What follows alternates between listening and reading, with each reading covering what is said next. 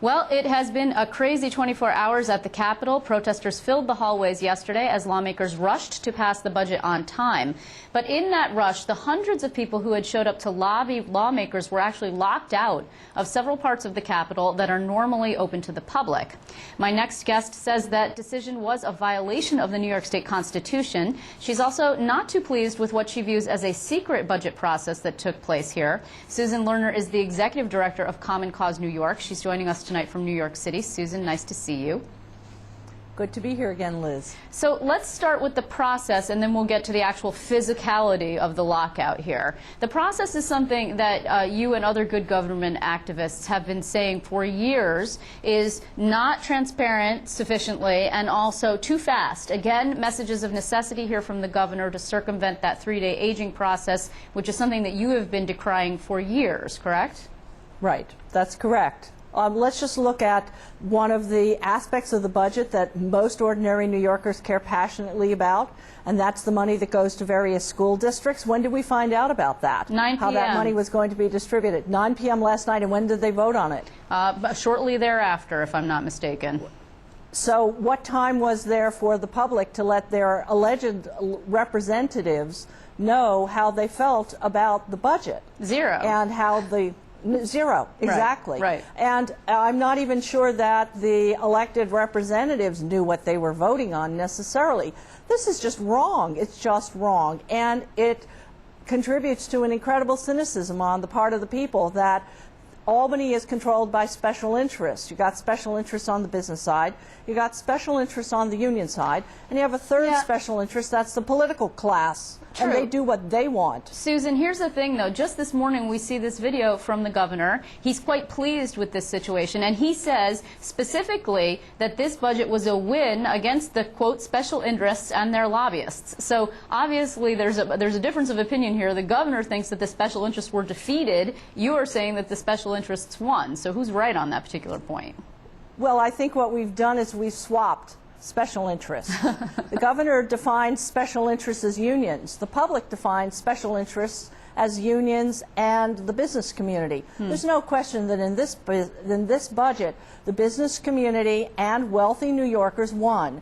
Ordinary New Yorkers and the unions did not do as well. And you have to ask why that would be. So again, this was a lopsided process where you started the process with half the budget not even on the table. What kind of budgeting process is that? Where you don't look at income at all, you only look at expenses. If a business ran their business that way, they'd be kaput darn fast. Okay, well, let's say this. Hold on, let's say this. Viewers are going to say, well, wait a minute now, wait a minute. You know, there are people out there who like this budget. There are people out there who don't like this budget, and I get it, and we've heard from both sides. But just purely on the process point, there was not a lot of time for lawmakers to look at this budget. There were, as you noted, there was virtually zero time between the moment when we got those school runs and the moment that they actually voted. However, I mean, the legislative leaders would say, okay, but we briefed everybody. All those lawmakers knew what was in there, and they weren't going to read every single page of that budget anyway.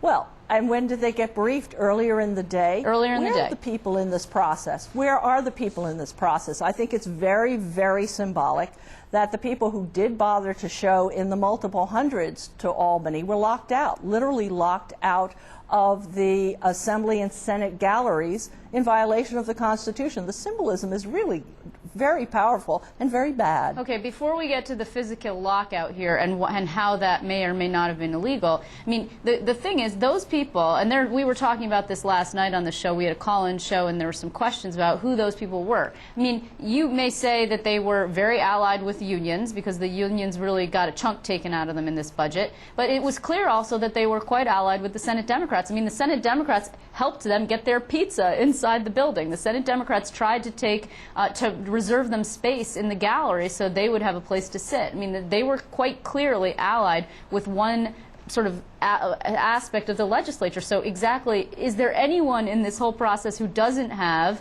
some kind of angle, or is just the people? I mean, that seems so amorphous. I think I would have to agree that the problem we have is a system where the special interests continue to dominate, and there are various special interests.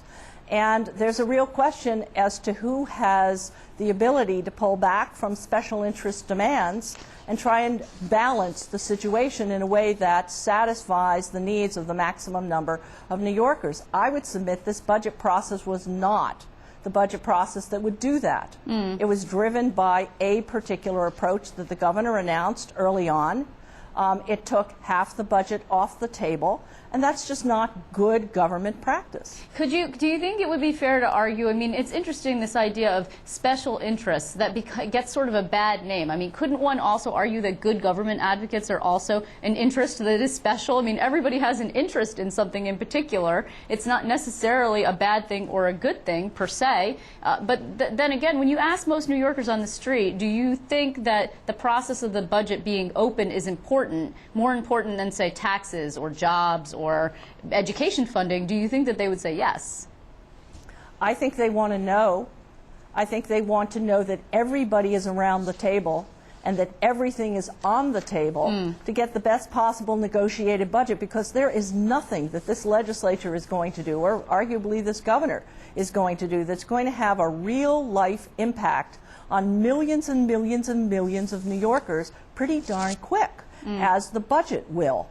And to have it be negotiated behind closed doors by 3 or even 5 people, all of whom have to run for office and need to get campaign contributions from the people who are most interested in what's in the budget, and you really have to ask who is representing the people, and why can't we have all of the special interests around the table in a process where the people can see what the horse trading is. It's got to be negotiated. It's got to be balanced in the sense that no one special interest set of needs should dominate. True. And arguably in this budget.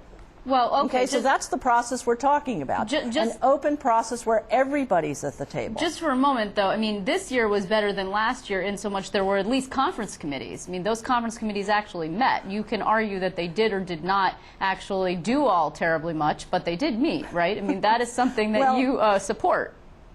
Right, and it's not just about the process, Liz. As you've said, we can have dog and pony shows which satisfy process concerns, but the reason we're interested in process is so that the result is one that the voters can feel confident about.